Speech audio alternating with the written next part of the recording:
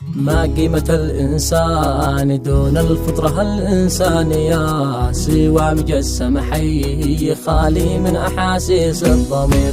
تستوطن الرحمة كيانات القلوب الحانية، والعفو شيمة ما حملها غير من جهده كبير. قضوب الأخلاق النبيلة والتواضع دانية، تجني مكاسبها وتلقى في حياتك كل خير.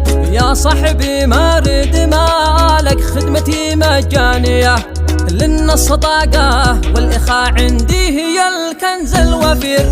في ظل زحمات البشر لأجل الحياة الفانية، راحت عوايدنا وضاعت من مبادئنا الكثير. كم شخص يملك مال لكن ما تهنى ثانية، وكم بشر مرتاح متهني برغم انه فقير. وتلقى السعادة ما يزنها دخل او ميزانية، ما كل مليون يرقد قرة عيونه في سرير. بحذر يوديك الجشع للنزعة العدوانية، ولا من أجل المصلحة تهتان أو تصبح حقير. وعلى الكرامة خلي نفسك دايما متفانية، ودوس أنف الذل لدامك شخص بالعزة جدير. هو من سلم أفكاره وقل به للرؤى الشيطانية، يبقى مدى الأيام للدنيا ولذتها أسير.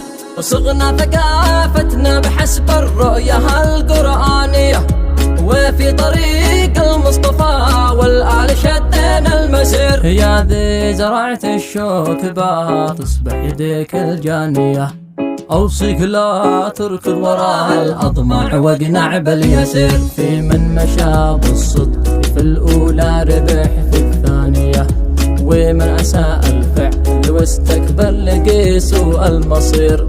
في يوم ما يغني نسب أو مال أو سلطانية عن من عصى الجبار أو يحميه من نار السعير.